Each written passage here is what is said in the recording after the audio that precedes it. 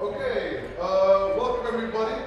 If I may have a little bit of attention to the stage, we're going to start off with the evening's program. We'll get to introducing our honored guests and panelists soon. But before that, a little bit brief into Housemarque history. And basically, it's been a very busy week. We're all tired, but we have a cool evening planned for you. Today, or yesterday, we actually had a new patch for RESOGUN. There's a new game out for PS4 called Superstardust Ultra. So go get that when you go home.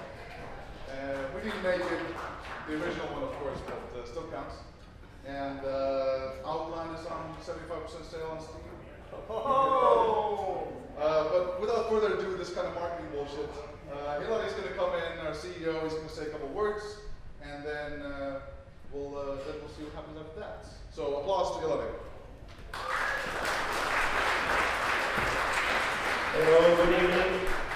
Good to see you all here. As Mikael said, we are honoring the man, the legend, Mr. Eugene Jarvis. Give a big hand for him. That's why we're here. So I'm basically here just to tell a short story why we are here.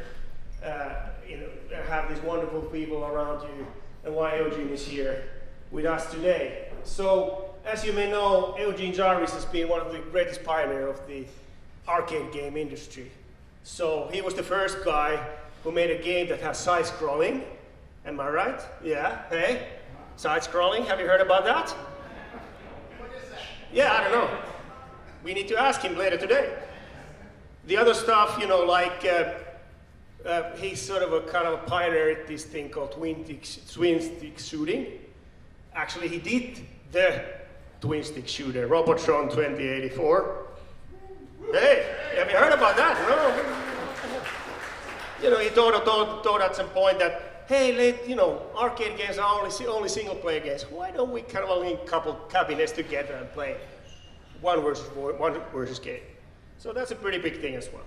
So, this was the guy we met a year ago at DICE. At DICE Awards is an annual gaming Oscars event held in Las Vegas. And we were lucky to have our own little game called RESOGUN as a nominee for Action Game of the Year. And during that evening, we also met Eugene Jarvis, who got his Pioneer Award there. So we were like, oh man, Eugene's over there. Oh man, let's go to talk with the guy. Anyway, we ended up talking a little bit before he got his award. And we were there with the other co-founder of Housemarque, Harri Tikkanen is around here. Harri.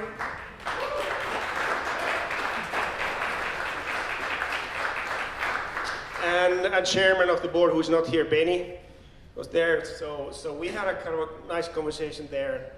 Always we said, yeah, that's a very nice guy, very brilliant. What the hell? And then always at 3 a.m., the last man standing at the center bar of Hard Rock Hotel. We bumped into this guy as well. Had a drinks and, he's an even nicer guy, very brilliant, he must be a genius or something. And then, we recovered the next day. Friday morning, having a lousy life at the Strip of Las Vegas, Cosmopolitan Lounge, having drinks. Somebody says it was Benny. Why don't we kind of invite this guy over to Finland? We should do that. Okay, well, that's a brilliant idea. And then I kind of always started to figure out how big an influence Eugene has had on our games what we've done. The biggest hits we've done. Like our breakout hit on console, Superstardust HD, a while back on PlayStation 3.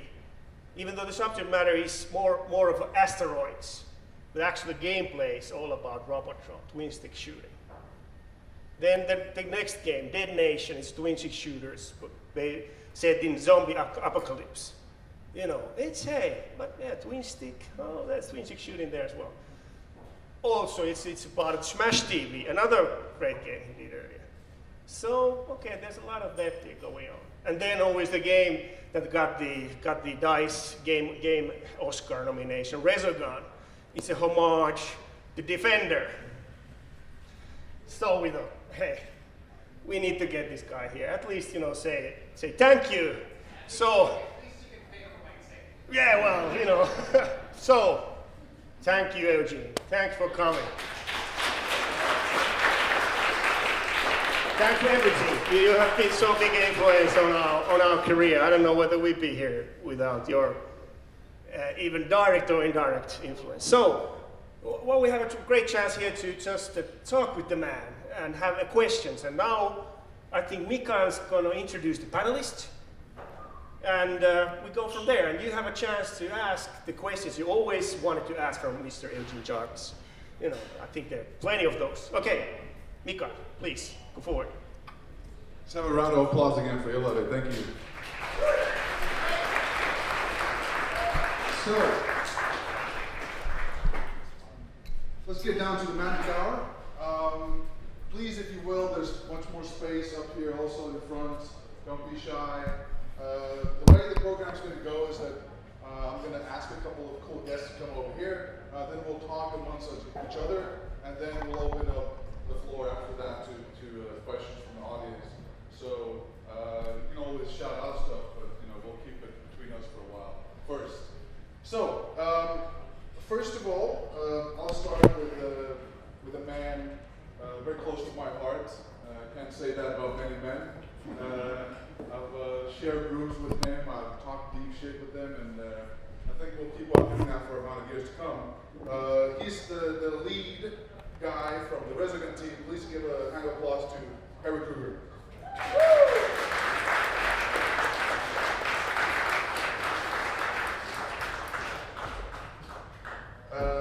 Next, we have a Finnish legend in his own right and a pioneer in the internet and tech security side. He's also an arcade enthusiast. Apparently, he doesn't have all the arcades he used to because of family and everything. But he'll tell us a little bit more. Mikko Hyppönen, please.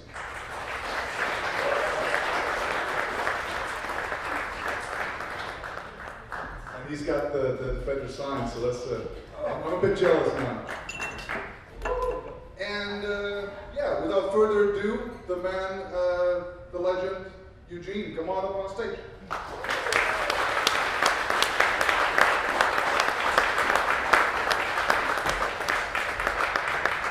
Hey, so let's have a seat here. I'm going to be the higher above for some reasons, and we're also going to give you guys a microphone, and basically you'll have to share. Sharing is caring. Can we really briefly do like an intro, which I already did, but then. Sure. Well, I have a microphone, so I guess I can go first. So I guess most of you guys already know me, but my name is Krueger, and I work at Housemarque.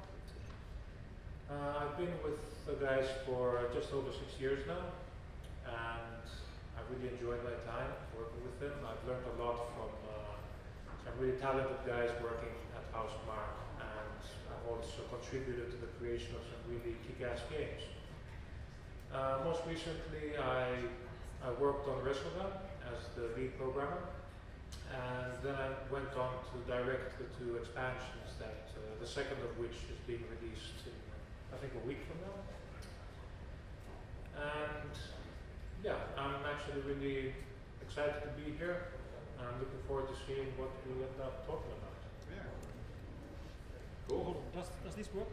No? No, that's for the videotape, Oh, yeah. so we'll have to share these. So, my name is Mikko Hyppönen, and I'm a game programmer. I wrote my first games on Commodore 64 around 1985. I sold my first games around 1986. I ended up selling several great game graphics routines to the Bröderwood publishing house around probably 1987. But then I unfortunately ended up switching careers and became a computer security guy, which I've been doing with F-Secure since 1991, and I'm still working there today. But I am quite a bit into classic games, and by classic games I mean the games from the golden years, from 1978 to 1983. That's what I define as the There's a good cutoff point, maybe Yeah. 3. Yes. Yeah. Well, maybe 1984. Marble Madness is 1984, so I'll count that in. So I ended up collecting old arcade games, started collecting those in the late 1990s, and I built a somewhat nice collection, which unfortunately isn't exactly intact anymore. I ended up unfortunately selling some of those games, but I still very much enjoy playing classic games, including your games. So, Eugene. Cool, man. Well, you know, if you ever want to change your careers, I think that's some openings at Housemarque or some of the other. He's already doing the hiring for us too. That's good. Do you have a card? I love it. You know, I'll get a headhunter's fee out of it. Yeah. No, Eugene, we'll get to you actually right now because we're here for you. I mean, we're here for us too, but you're a cool guy, so we decided to have an evening with Eugene, if you will. Okay. And I have a set of questions here leading on the history of gaming and our relation to it. So I'd like to start off with, if you could briefly start off and describe your passion toward video games, and then we'll go each 3 of us. You know, it's kind of bizarre because as a child, growing up in the era of like 3 channels of television and no consoles, no iPhones, if you can believe it.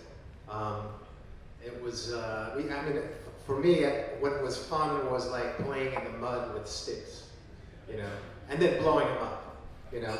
Yeah. And no, it's a very different world. And I remember as a child, I think it was about maybe 14 or 15. I saw a game that was a prototype game of Space War, which was, I guess, really, in my mind, the first real computer game, and which was designed back in like 1963, and amazing with spaceships and combat, player versus player combat, and vector monitors, really interesting stuff.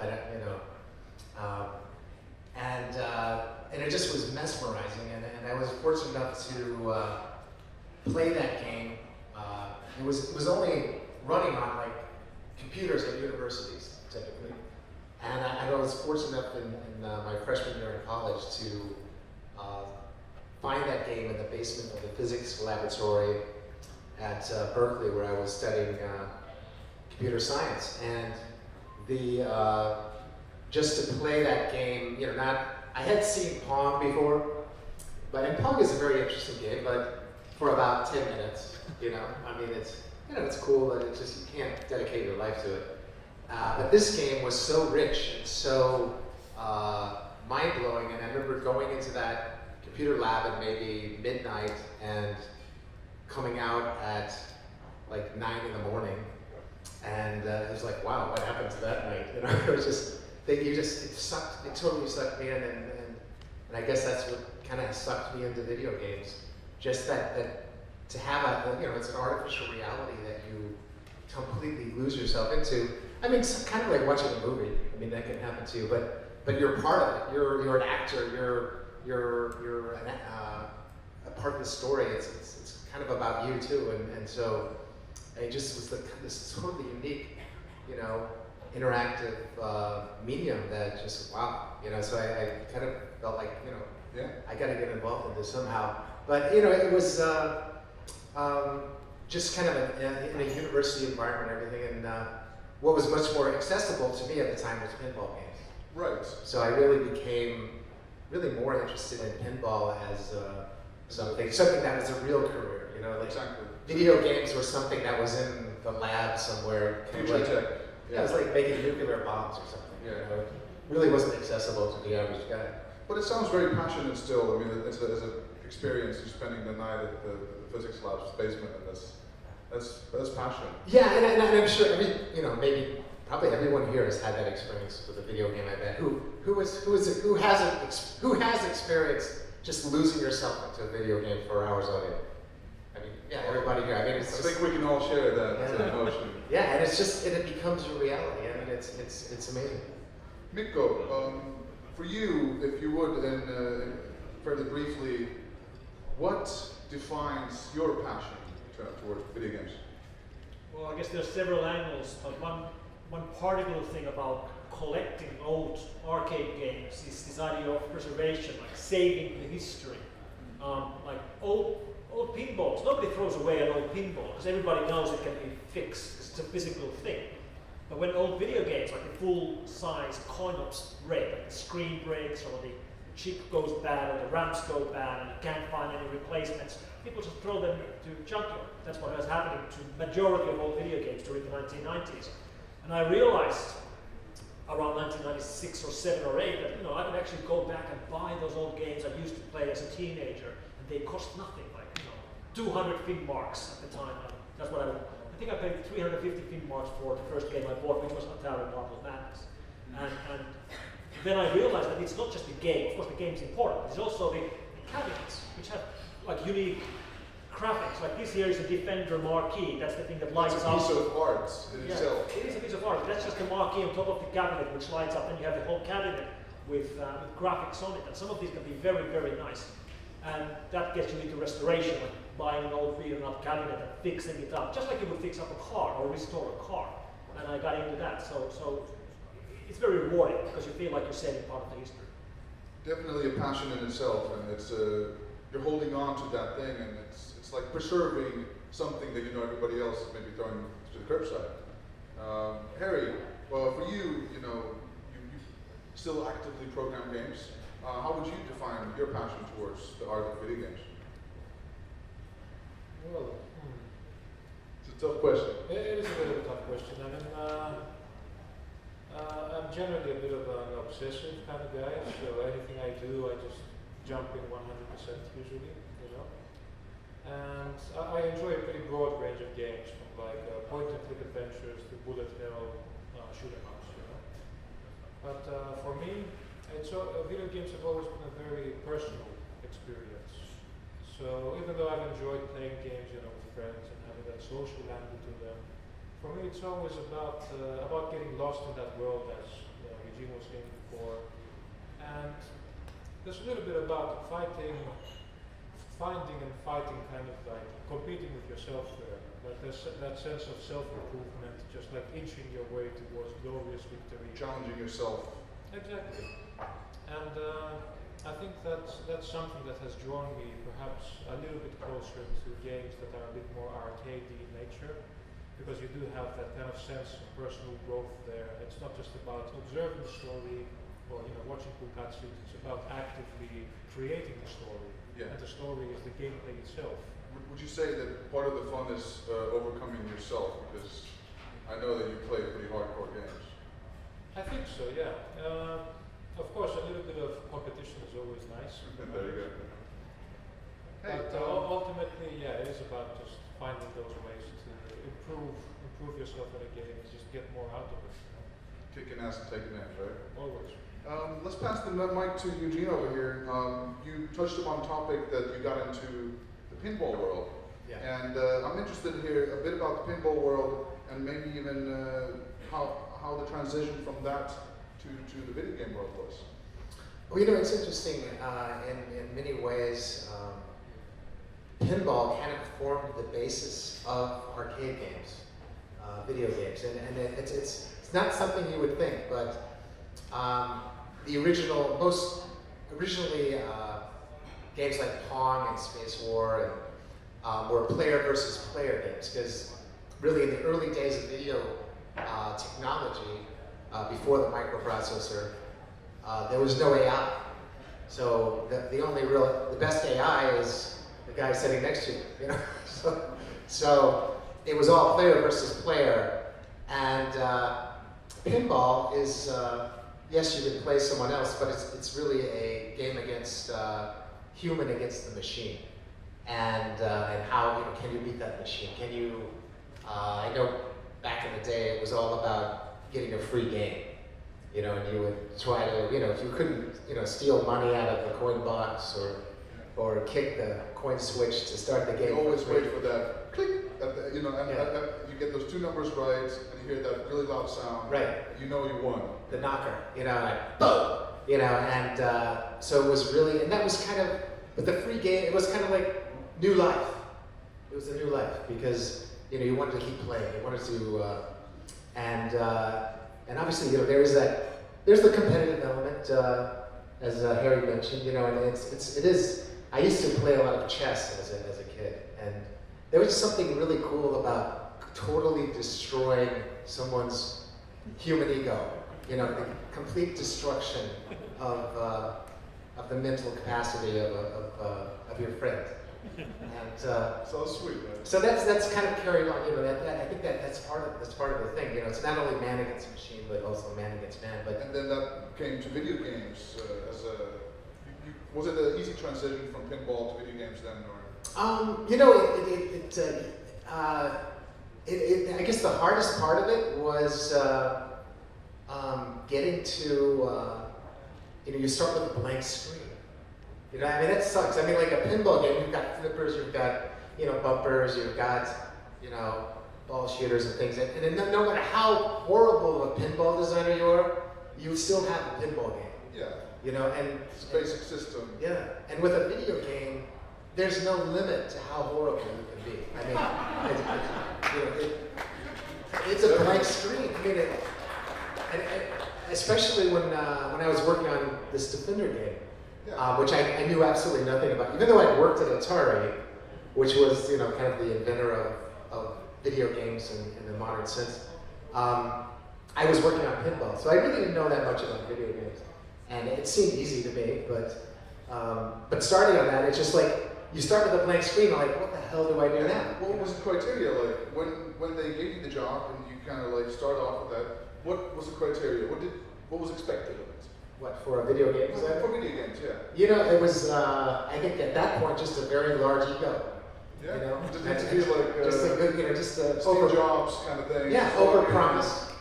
I got this. It's like I remember the management at Williams is where I kind of after being in the pinball as a programmer, which you do all the lights, the sounds, and everything, but there's always this like mechanical designer guy that's doing the pinball, and after a while it's like I hate this guy telling me what to do.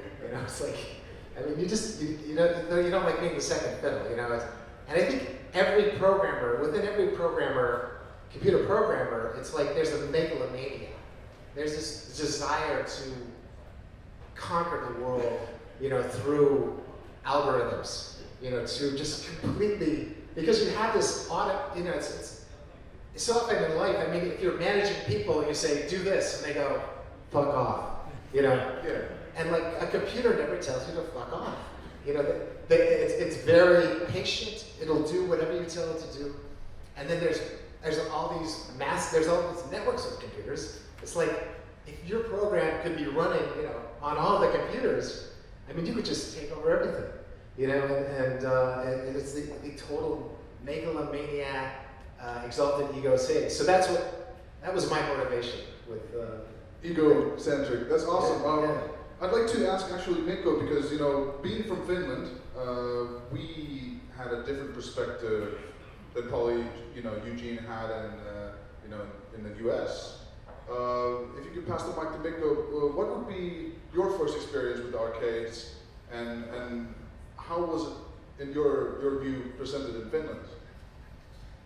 Well, in the good old days, in the early 1980s, you would find a video game from any gas station, basically, or from any bar. You would have a pinball and you would have a video game. I remember playing Gravitar at the Kesoil. I remember playing Xevios at some bar, Galaga in some small joint. And of course, then we had places like Linnanmäki, local amusement park, which would have three full-blown arcades filled with pinballs and video games. So that's how you basically saw that. And that was still the time when the graphics and sound on home computers sucked. But the graphics and sound on the Coinex were great. And of course, right now, today, it's the other way around. No, that's a bit sad. We're working on it. No, I'm sure actually Harry can tell a little bit about what the future of home console and everything can be. But briefly, let's go back to. Am I right? You grew up in Greece? Yeah, well, I actually was born in Australia. Right. But Okay. I spent most of my formative years in Greece. So Yeah. up until about 10 years old, I was in Australia. So that was actually my first experience with arcades. With arcades. How was it over in Australia then? Yeah, so just for some context, this was mid to late 80s. So, of course, there were lots of arcade venues there dedicated for that purpose. There lots of smoking, lots of drinking usually there, pretty dark places. Not really a place that a kid would or should be in, but that kind of made it especially appealing to kids. There's always, even in Finland, that was the only reason why kids got allowed in bars, because there's arcades. Yeah, but I remember much to the dismay of my mother actually. I was obsessed with these things because, as Mikko pointed out, okay, you had home systems. I had NES and I had a good brush with like Atari 2600. But it's like when you saw the fidelity of the arcade game, the experience was just so much more spectacular. It was kind of the equivalent of going to a cinema to watch a movie versus watching it on your shitty tube TV at home. And those tube TVs back in the days were like, 20 inches, exactly, max. And I remember that at times I would actually just wait until everyone was fast asleep, and I would actually just sneak out my bedroom window. And I would actually just walk, I shit you not, it was probably about 4 or 5 kilometers away, so about 3 miles or so. And I would walk there, this little kid, with his pockets just full of quarters, a huge smile of anticipation, and I'd just be walking for like an hour to the nearest arcade place, just to play like Bubble Bobble and Rygar and Narc and whatever other games were there. That's passion. And my mother, poor mother, she would always just come over like clockwork. After a couple of hours, she would be there. It was kind of like, shit, my time is running out, I need to get another high score right now. But that was in Australia. When I went to Greece, of course, things were quite different because we didn't have any dedicated arcade venues for arcades. So as Mikko mentioned, it was mostly like cafeterias, restaurants, bars. They just had 1 or 2 machines here and there. And once again, it'd be in an environment with like smoke, people drinking, gambling next to you, whatever. Yeah. And I was still pretty lucky that I got to experience a lot of the greats, in my opinion. The Australian and even in Yeah. Greece a little bit. Yeah, they have good taste, I think. They the do. machines that brought over. So let's consider this a little bit. I'd like to coin the term, if we will, a culture of arcade, expanding from the 80s to the early and mid 90s even, that there was this social construct built around the arcade machine. You'd go to the arcade parlors in the States, and then in Finland and other countries you go to the bars or where it was, and you kind of gather around this thing. And if you were really good, people would just instantly gravitate towards your skill set. And it was very much a social experience. You'd hang out at these places. And that sort of defined that era. Arcades were very much a part of that culture. So coming back to Eugene here, working in the sort of heyday and seeing how the kids were adopting that culture, did it have an impact on you? Like when you started, with Defender, you made Robotron, you made more games. Did you see the kids play? Did you get that feedback, and how did it feel? Yeah, I mean, it became, that was what it was all about, really.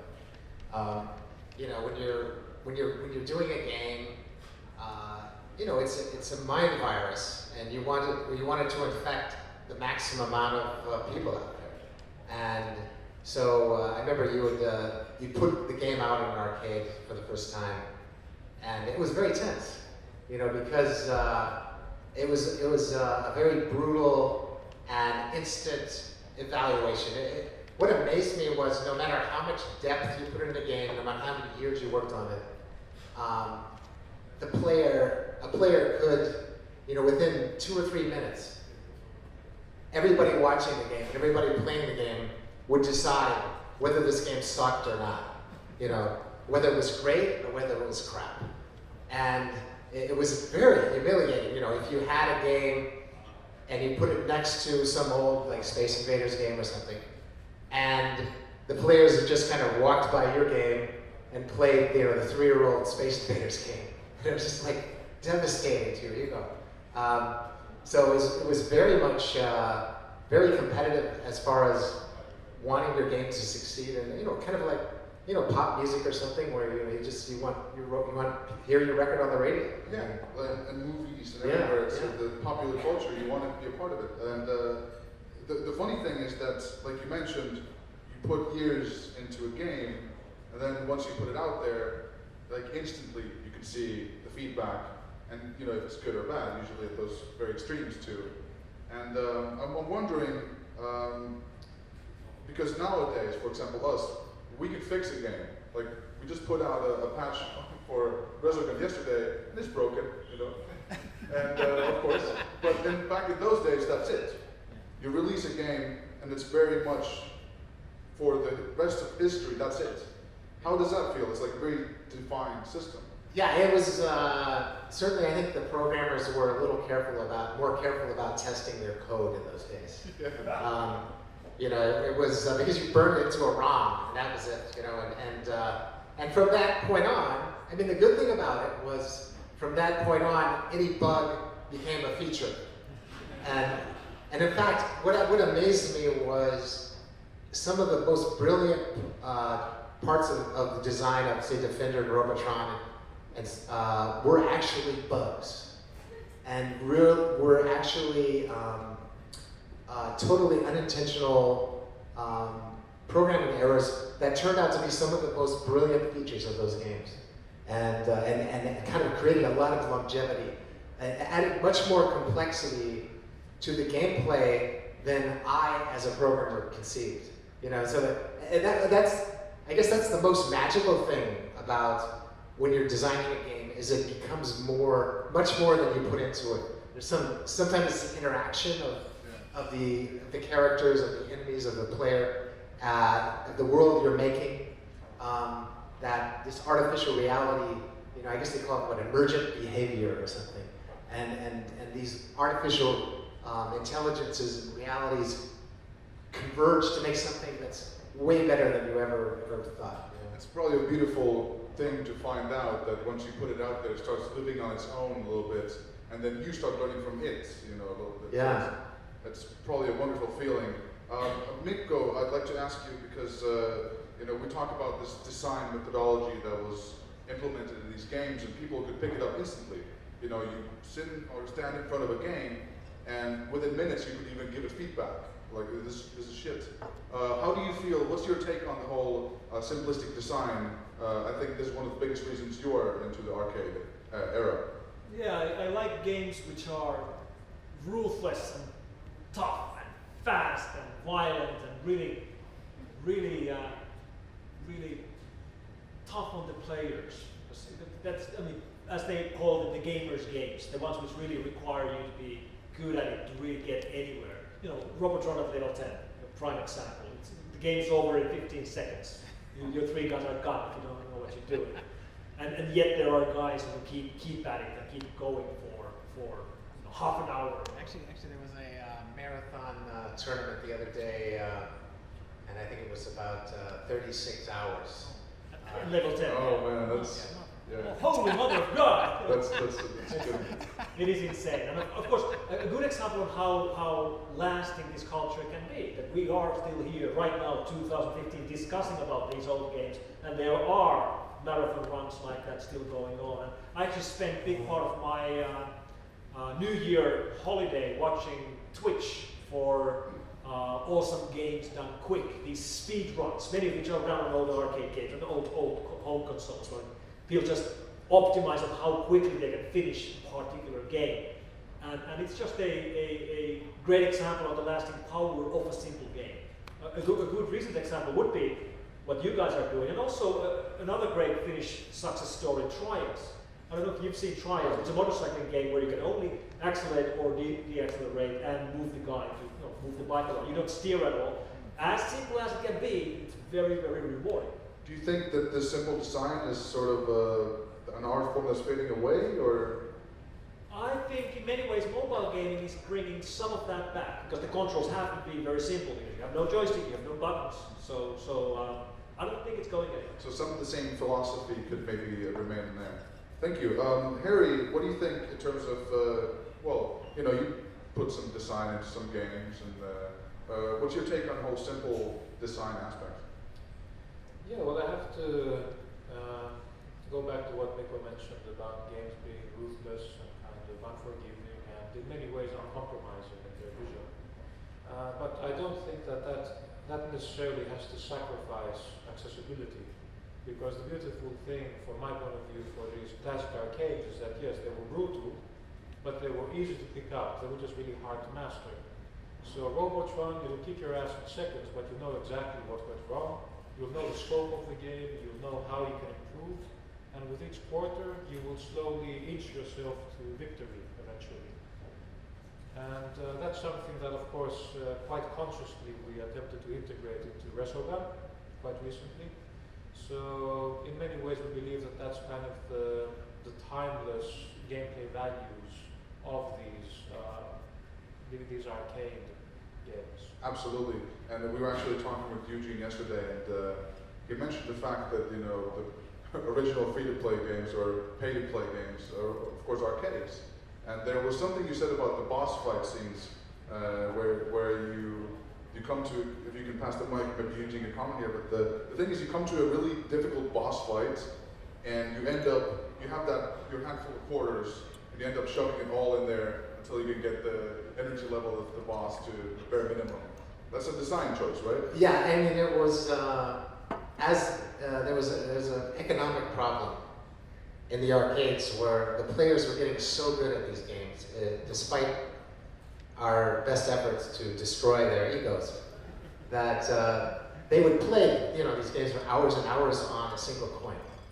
And so it was like, how do we make these people pay?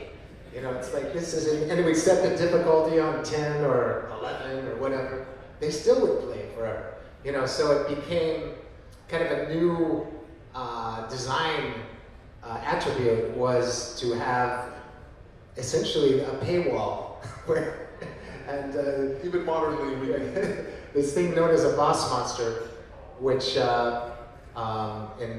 Smash TV and Narc were my two games of that era.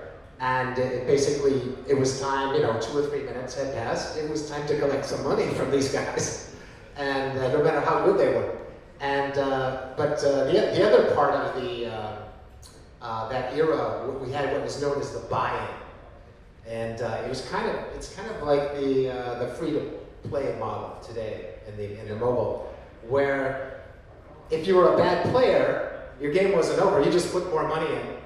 And in some games you could actually buy more smart bombs or buy a stronger character. And this way we were able to monetize not only the great players, which most of those guys are really cheap anyway. Yeah. You know, you don't make any money off of them really, you know. But it's all the really bad players. You want to get their money, you know. That's because that's especially those, yeah. Yeah, there's millions of those. So that was a monetization strategy. Let's move on to Harry has something to say about the. Yeah, just something I'd like to say on that front, because it's kind of interesting how I do remember early on I just wanted to see the game, get to the next level, and I'd kind of impulsively just be throwing in more quarters, right? But at some point I just kind of realized what was happening. you got in on a trick. And basically there's the other thing as well, that when you reach like a super hard part of the game, you know that if you just continue, you're probably going to survive like 3.5 seconds, and then you're just going to have to put another coin in. So if you actually just restart from the beginning, you're getting a lot more value for your money. True, but you don't get to see the next level. Yeah, and the thing is that actually teaches you in the long run to play the game a lot better. So that's how you master the game, not by continuing, but by restarting. And one other aspect to this is that I think, I'm not sure how Smash TV or Narc did this, but in most arcade games, if you continued, your score was reset. So if you were actually going for the best possible score, continuing was out of the question. No, we let them buy their score. Okay. Oh, okay. Yeah, a lot of games. What Street Fighter 2 actually did that was really interesting was it allowed you to continue, and I think the minimum score you would get from hits and punches was like 100 points, right? So you always had 2 zeros at the end of the score. But if you continued, you would keep the score and it would add 1 point to your score. So just by looking at the last 2 digits, you would actually see how legit the score actually was. I think it's a mechanic that we're still using in some RESOGUN stuff, or we're looking into it. Yeah, we have that in the hero mode for RESOGUN actually. Yeah. So usually the last digit is 0, but every time that you beat a level, it adds 1 point to your score, so you can kind of see at what level this guy lost all his lives. Eugene is part of game design. Mikko, it seems like you have a... And for Outland, sorry. Yeah, I'm go gonna ahead. go here. For Outland, what we did was there was this kind of like this arcade mode where you collected coins and you had this time, a score, an actual timed run. And there we did the opposite. There you had multiples of 100 for your score. Every time you got hit by an enemy, it gave you 1 point of shame. Oh, yeah. and that of course capped at 99. Right. But these are kind of the insights that only guys who play the games a lot might know. So And it actually does remind me of Easter eggs. And I remember leaving Easter eggs inside the games I used to write a long time ago. And I know you've put in some Easter eggs. So I want to ask these 2 game programmers about the Easter eggs they've left into their games. Eugene? You know, I think it had more bugs than Easter eggs. But, you know, I was actually, I think there was a few we put into Stargate, but I mean, I just had my problem with Easter eggs was it's just too damn much work. You know, it's like, I mean, you gotta be finished. You know, at some point you want to be finished with the game, and you know, spending time to code an Easter egg was kind of a pain in the ass. So it's like extra. I had my partners do that typically. We were actually talking with Mikko before we started here, and he's, we started on the topic of Easter eggs, and he's like, yeah, up, down, that's Defender, and you get the credits, right? I think Stargate and Robotron are the ones which have Easter eggs, which Right. show your names that I'm aware of. Right. Yeah. And actually, It's interesting. We actually put that in there for copyright cases because people actually were completely duplicating the game, Oh. and and claiming that basically the argument was, I guess it was very common here in Europe. sorry. Well, the argument was that you can't copyright a video game because unlike a movie, every time you play the game, it's different. It's a different performance. So it's not, a movie is the same every time. You would copyright that. But a video game, because the player is participating and enhancing the performance, it's not a copyrightable thing. Sounds like a sound argument. Yeah, and so there was actually a lot of cases in, there was a big case in London with Defender, and this was 3 or 4 years after it was completely ripped off. They finally ruled that a video game was actually a work of art that could be copyrighted. Right. So you started putting in the credits at a certain time. Right. So you could prove that, because you could hit it and go, okay, there's my name. Yeah, exactly. It's not your thing, man. How did my name get in your game? Hey, Eugene, looking at this development from there and how copyright law and everything has changed, and I think there's a good linkage from what you said about modern games having this free-to-play aspects or pay-to-play things. Where would you think that the future of video games lies? I think it's a constantly evolving phenomenon, and it is amazing to you look at Pong or even say Defender, and then you put that next to more modern games. And some of the big budget games like the Call of Duties or what the hell is that thing? Destiny. Big budget productions. I mean, it's shocking. It's a few pixels versus like incredibly photorealistic, amazing realities. I mean, they even have like stories now in video games. And like and soundtracks, and like We don't know anything about stories. I think there's a good soundtrack though. dialogue even. I mean, who would have thought, It's becoming more of an immersive, explosive. Yeah, and it's kind of embracing. It's not just about blowing up the alien. It's you can Well, actually. for some people, it still is. Yeah, I guess so. But there's games that make you cry and hit all those. Robotron makes me still cry. So. Yeah. But it's just gone in a million different directions, and it's I think that's kind of the beauty of the field is that you just don't know what's going to be next. Whether it's new levels of free to play materialistic money grubbing things or maybe brilliant new art. I mean, and it's kind of the root of it was kind of getting people's money. I mean, the arcade was really. It's always business, Yeah, you're trying to. Yeah. We're in it for the long run, and it's going to be a wild ride. So much more. So it's it's commercial art form. So we are tainted by, guys like Harry, they actually want to be paid. I mean, really. You're doing it for the fun, right? I mean, that's the root of it. But people have to get paid. They have to. Let me know if you don't want to get paid. That's right. It's all negotiable. That's right. He's hiring anyone that doesn't want to get paid. Right? So you have this commercial aspect of it. So it's like arts, but it's also commercial. And then there's all different levels of that. So it's amazing. Well, how about everybody else here? Do you have a vision or? I think the future of gaming is going to be diversified. We're going to see more and more of different kinds of games. We will continue to have these simplistic, Mario style games or Defender kind of games, like really simple. Then we have these huge things, and we have future things like HoloLens-based Minecraft, which I believe, by the way, is the reason Microsoft bought Minecraft. It seems to be, yeah. Yeah. So, and there will be future things like that, but I don't think these old things will die out. So we have a whole range of games, but very few of the old style games will die out. That's what I think. Right on. Eric? I kind of agree with the general sentiment as well that games are just getting more and more diverse. There's no one specific road. There's many different roads that gaming is taking simultaneously.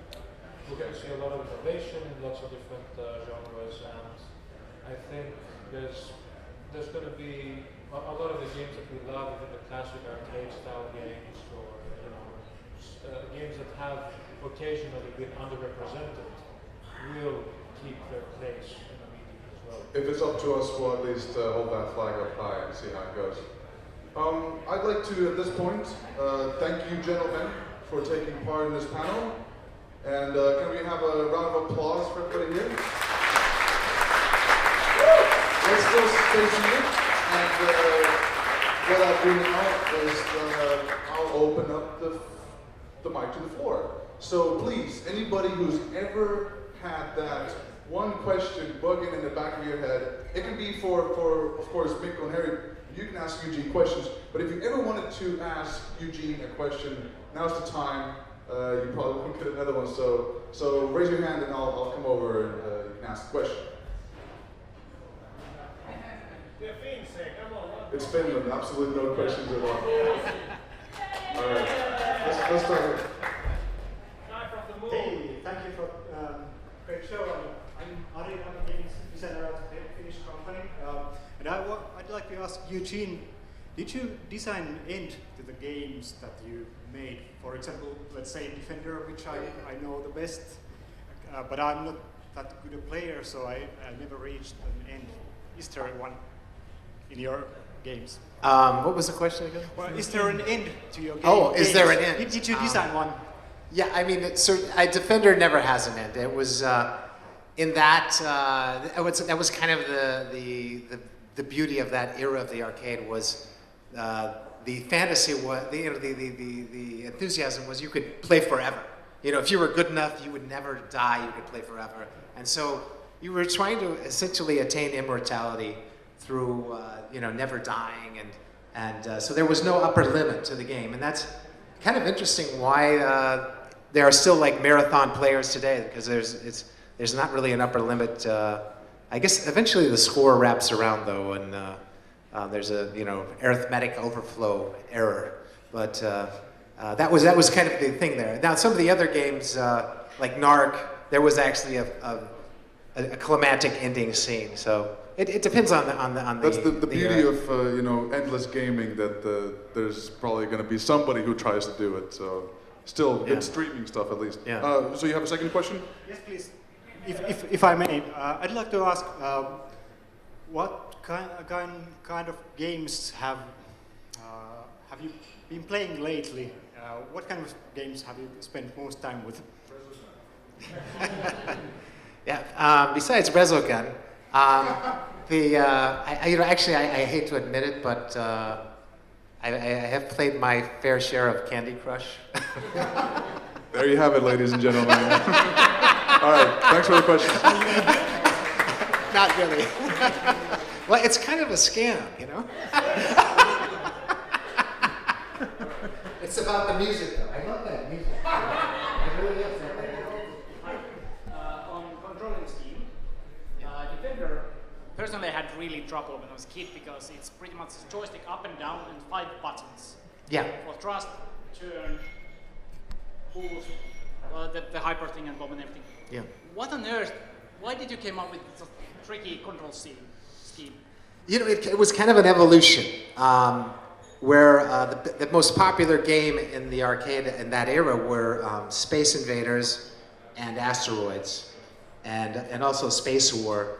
And so really it was kind of taking the right hand of Space War or Asteroids and the left hand from kind of Space Invaders, but turning it sideways. So it was kind of a sideways Space Invaders, Asteroids kind of thing. So it's like a cross-pollination. And I really think it's amazing for designers out there, take two kind of different genres or two different things and try to pollinate them together. And you can really, sometimes you come up with an amazing new concept just by, taking chocolate and peanut butter, for instance, But no, it's I'm just wondering, you never even considered trying 4-way joystick? interesting, yeah. You already had 4-way joystick by then. Yeah, exactly. But I think actually I did want to have a joystick for your left hand in Defender, but they didn't exist. At least I couldn't find one. And it was just around that. We actually talked about it today. Yeah. It was just around that area when it was available, but you put the Space Invaders sideways, and that was the. But the funny thing was, it actually because I played versions with joysticks, it's not as fun. The reverse button actually gave you a little more freedom than just a joystick. Mikko might have something to say because he thinks the Stargate is actually more rewarding. Am I right? Well, if you think that control is hard, I don't know if you played Stargate with the real arcade controls. It has 2 more buttons and it's crazier. It's just really, for a first-time player, it must be one of the most intimidating games. You just can't figure out how it works and what are you supposed to do. However, once you get into it, it's once again very rewarding. And as an anecdote, I'd just like to state for the record that I do believe that the best Stargate player in all of Finland is the guy who's right now the chairman of the board of Nokia. A lot of hours into that game, I suppose. A true educational game. Indeed. Time well spent, right? Exactly. All right, do we have more questions here? Hi there. I was wondering, back in the day, arcade games used to have all custom hardware. How did you design the hardware and what were the limitations there? It was one of the kind of the cool things in that era, though the technology was primitive, was in the arcade you kind of had a budget to have your own hardware, and if you wanted to have 27 buttons or 3.5 joysticks, and so really the hardware was somewhat flexible, and I guess some of the early games like Defender, I think that was the first video game that Williams did, and I guess our parameters for the hardware were that it worked. And so, but once we kind of got by that one, then for Robotron, we actually created one of the first GPU, graphics processing units. That was a custom ASIC, custom silicon, to do all the graphics overload for that many, to get, I don't know, maybe 150 characters on the screen, which was really not possible with just the. It's a lot of action, at least for that time. And yeah. So it was. So that was kind of cool to be able to specify a custom chip to be built specifically for your game. You also did some music stuff, or sound design stuff? Actually, when I started at Atari in pinball, that was my first job, was doing electronic sounds and actually we didn't even have music in those days. It was noises. And it was not, it was distracting from the game, really. And I'm still not really comfortable with music, You'll have to talk to Ari more. Do we have a next question?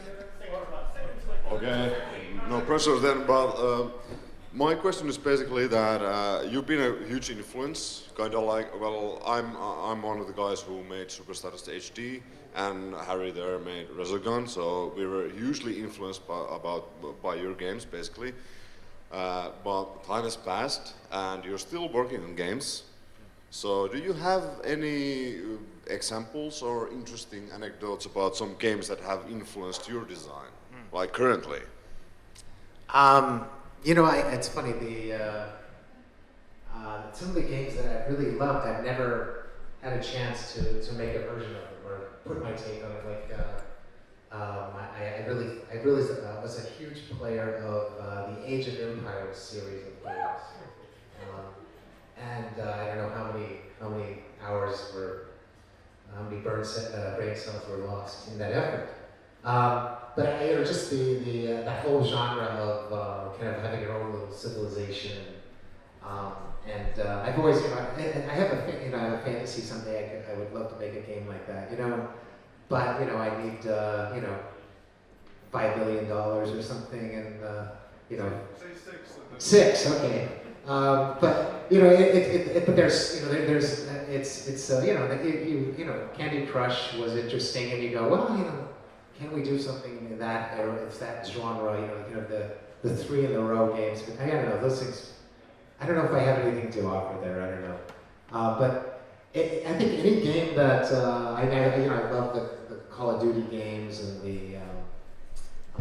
some of the new, like Destiny first-person shooters. But I'm really a bad player at those.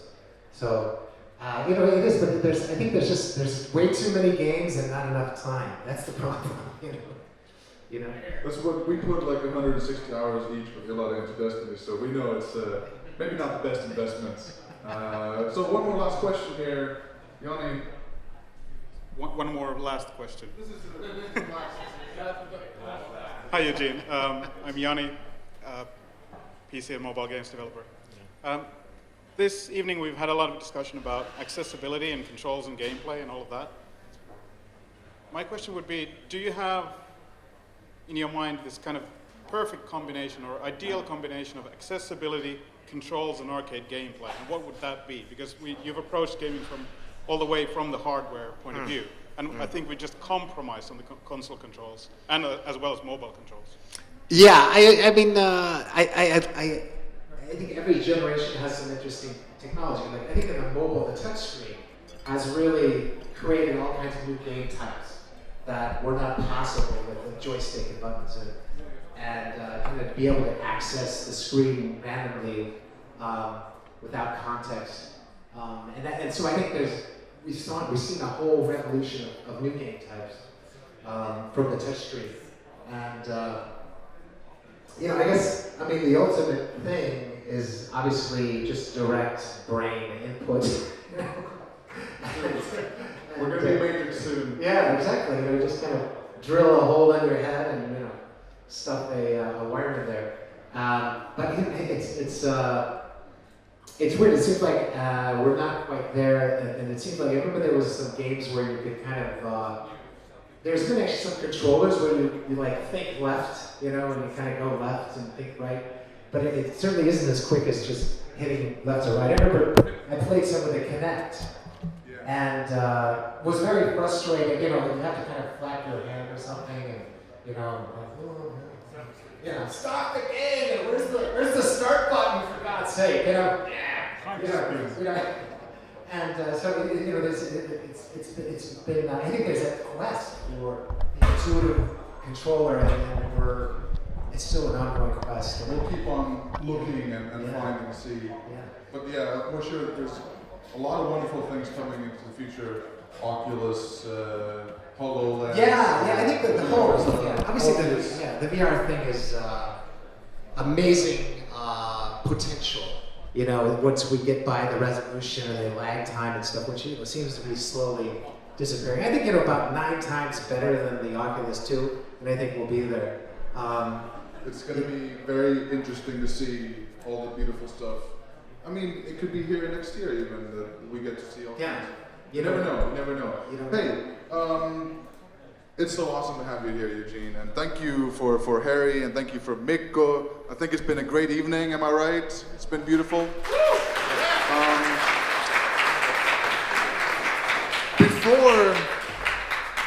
Before we move on, before we start enjoying our company and mingling a little bit, I have the utmost pleasure of sharing something with you.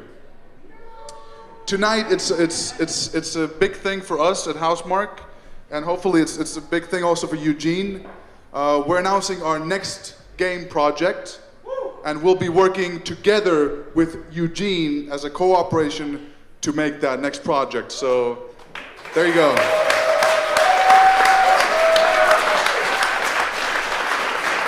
Good to have you here, buddy. Why was I not informed of this?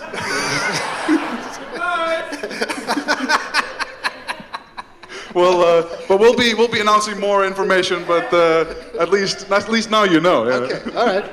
All right. Thank you, everybody. Let's get some drinks going and have a wonderful evening. Go say hi to these guys. I'm sure they want to talk a bit more after a drink or two. All right. Thank you.